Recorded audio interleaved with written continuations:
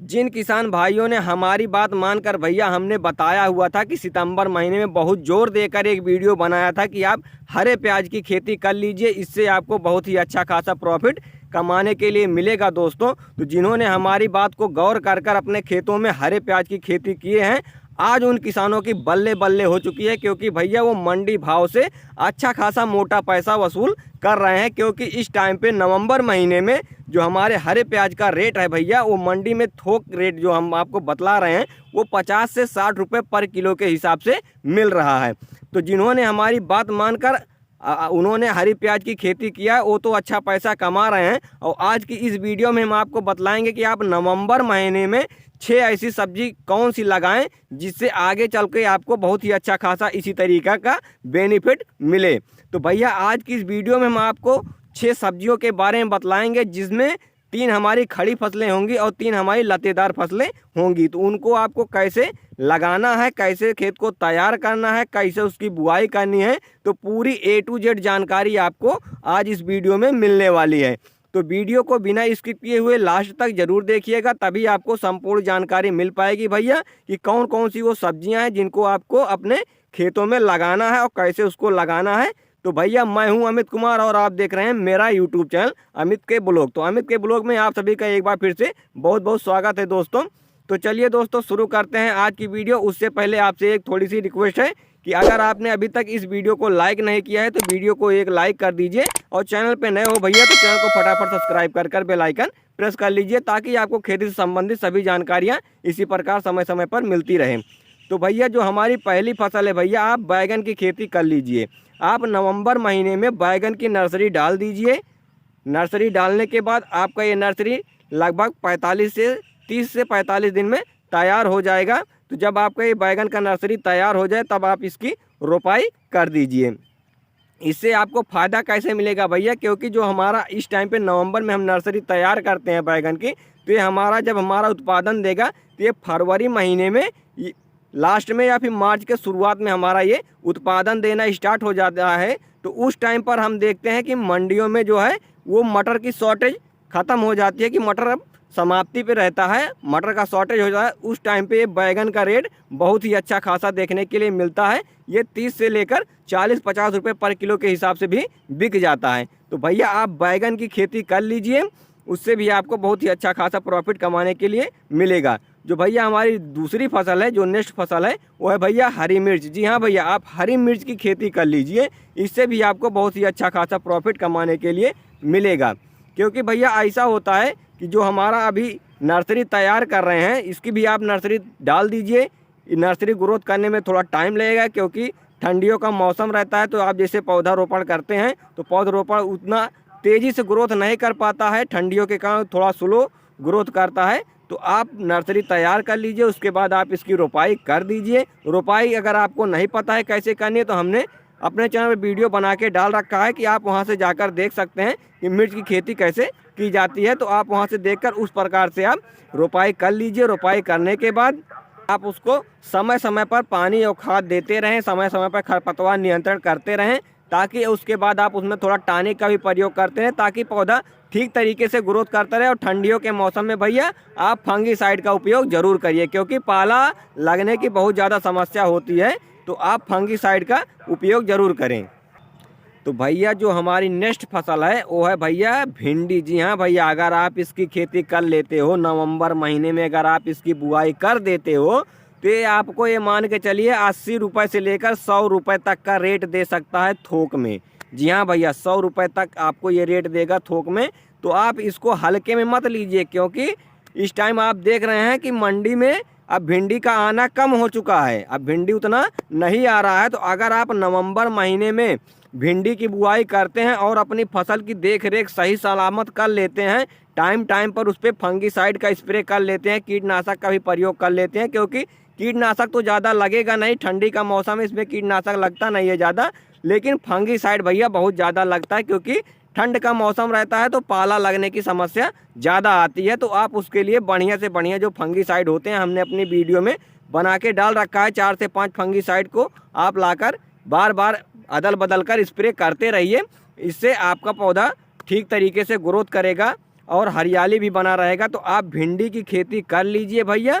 जब ये हमारी भिंडी मार्केट में पहुंचेगी तो भैया थोड़ा पौधा स्लो ग्रोथ करेगा, लेकिन ये फरवरी तक हमारा स्टार्ट हो जाएगा इसकी तुड़ाई। तो अगर आप फरवरी में लेके जाते हैं, उस टाइम पे गर्म पानी जब पाएगा तो हमारा पौधा बहुत तेज़ी से फल फूल देगा। तो उस टाइम पे जब हम मंडी लेकर जाएंगे तो उस टाइम पे मंडी में भिंडी की बहुत ज़्यादा शॉर्टेज रहती है, भिंडी कहीं आती नहीं है।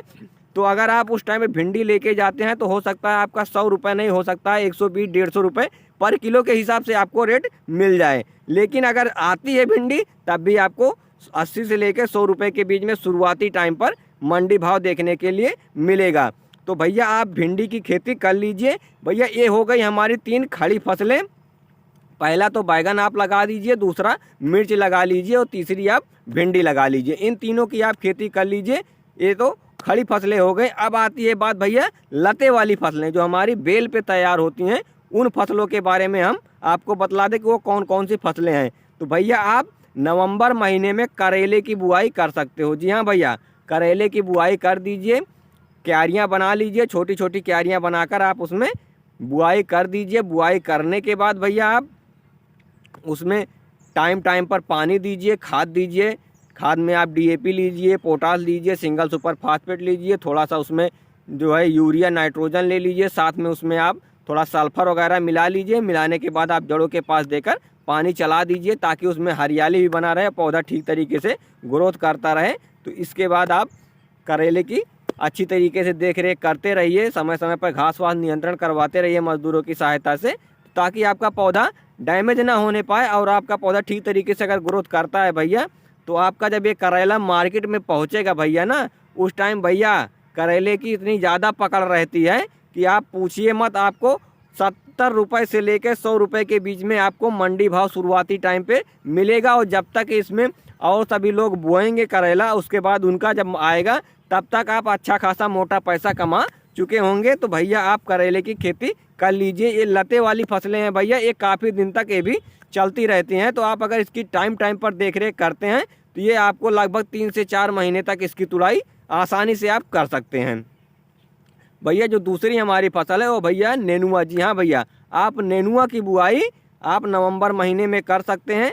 नवंबर महीने में लगाया गया नेनुआ भैया, ये फरवरी लास्ट या मार्च शुरुआत में तुड़ाई के लिए आ जाता है। तो उस टाइम पे ये नई सब्जी रहती है। अभी तो नेनुआ का सीज़न चल रहा था, अभी अभी जस्ट जा रहा है। तो अगर आप अभी नवंबर महीने में नेनुआ की बुआई कर लेते हो भैया, तो इससे आपको जो फरवरी लास्ट और मार्च में आपका जब ये नेनुआ निकलेगा तो उस टाइम पे आप बहुत ही अच्छा खासा मोटा पैसा कमा सकते हो। क्योंकि उस टाइम में 50 रुपये मिनिमम, अगर आपका कितना भी ख़राब नेनुआ है तो 50 रुपये से लेकर 100 रुपये के बीच में थोक में बिकता है शुरुआती टाइम पे भैया। उसके बाद जब धीरे धीरे सभी किसानों का माल आने लगता है तब इसका रेट थोड़ा डाउन होता है, लेकिन 50 रुपये से कम जल्दी नहीं होता है। ये 50 रुपये से कम होता है मई के लगभग में। मई के लगभग में जब आप पहुँचेंगे तब देखेंगे आपका ये 40 रुपये 50 रुपये पर किलो के हिसाब से थोक में बिकेगा। उसके पहले ये 50 के ऊपर 100 के बीच में रहता है। तो आप नेनुआ की खेती कर लीजिए भैया, इसमें भी बहुत ही ज़्यादा प्रॉफिट कमाने के लिए आपको मिलेगा। तो भैया ये हो गई हमारी दूसरी लते वाली फसलें। तीसरी है भैया लौकी। जी हाँ भैया, आप लौकी की खेती कर लीजिए। लौकी की खेती करेंगे तो ये गर्मियों के सीजन वाली फसलें हैं। तो जैसे हमारा मार्च या फरवरी लगता है तो गर्माहट का मौसम आ जाता है, तो उस टाइम पे सब लोग ठंडे आइटम का ही प्रयोग करना चाहते हैं, ठंडी सब्जियों का। तो जैसे आपका नेनुआ हो गया वैसे ही सेम आपकी लौकी हो जाती है। ये भी ठंडी फसल है, तो इसकी पकड़ बहुत ज़्यादा देखने के लिए मिलती है मंडियों में। आप इसको लेकर जाएंगे मंडियों में, उसके बाद आप देखते हैं कि तुरंत धड़ाधड़ हमारा बिक्री हो रहा है। और बिक्री जब होगा भैया तो अच्छा खासा पैसा आप कमा सकते हो। तो भैया ये हो गई हमारी 3 लते वाली फसलें। बुआई कैसे करनी है भैया? तो बुआई आपको क्यारियों के माध्यम से करनी है, और क्यारियों के माध्यम से कर कर आप अच्छी तरीके से इसकी देख रेख करिए, खाद पानी टाइम टाइम पर दीजिए ताकि इसमें कोई दिक्कत ना आने पाए। और जैसे हमारा ये फरवरी महीना लगता है वैसे ही इसका विकास बहुत तेज़ी से होता है, इसमें फल फूल आना शुरू हो जाता है। तो फरवरी महीने से आप अगर इसकी तुड़ाई कर लेते हैं और लगभग ये 4 से 5 महीने तक इसकी तुड़ाई होती है, तो आप इसकी तुड़ाई अगर लगातार करते रहते हैं तो इससे भी आपको बहुत ही अच्छा खासा मोटा पैसा कमाने के लिए मिलेगा। तो भैया हमारे यहाँ तो सबसे ज़्यादा जो लगता है लौकी वो है भैया सरिता, जी हाँ भैया, सरिता जो होती है हमारे यहाँ बीएनआर कंपनी की जो सरिता आती है इसकी बुआई ज़्यादा होती है, या फिर हमारे यहाँ माइको की जो 4 नंबर लौकी आती है उसकी बुआई होती है। यही 2 लौकी हमारे यहाँ चलती हैं। आपके एरिया में कौन सी लौकी चलती है या फिर कौन सा नेनुआ चलता है तो आप उसको पता कर लीजिए, उस हिसाब से आप लाकर बीज अपने खेतों में बो दीजिए। तो भैया ये हो गई हमारी 3 लते वाली फसलें, और अभी हमने आपको इसके पहले बताया 3 खड़ी फसलें। टोटल हमने आपको 6 सब्जी वर्गीय फसलों के बारे में बतला दिया जो नवंबर महीने में लगाई जाएंगी और ये लंबा टाइम तक चलेगी। अब बात आती है दोस्तों कुछ छोटी फसलों के बारे में। तो भैया आप पालक की खेती कर लीजिए, धनिया की खेती कर लीजिए, सोवा की खेती कर लीजिए, उसके बाद मूली की खेती आप कर लीजिए या फिर मेथी की खेती कर लीजिए। इससे क्या होगा भैया, जो हमारे इसमें जो लागत लगने वाली है बड़ी फसलों में, उसका जो रेट मतलब लागत लगेगी उसको हम इन फसलों से निकाल सकते हैं और साथ में कुछ प्रॉफिट भी कमा सकते हैं। तो आप इन छोटे छोटे फसलों को भी थोड़ा बहुत अपने खेतों में लगा लीजिए ताकि जो उसमें लागत लगने वाली है दवा का, पेस्टिसाइड का, वो सब खर्च आप निकाल सकते हैं। तो दोस्तों आशा करते हैं आपको ये जानकारी अच्छी लगी होगी। अगर जानकारी अच्छी लगी तो वीडियो को एक लाइक कर दिए। चैनल पे नए हो भैया तो चैनल को फटाफट सब्सक्राइब कर दीजिए ताकि आपको खेती से संबंधित सभी जानकारियाँ इसी प्रकार समय समय पर मिलती रहे। तो भैया मिलते हैं नेक्स्ट वीडियो में, तब तक के लिए जय हिंद किसान भाइयों।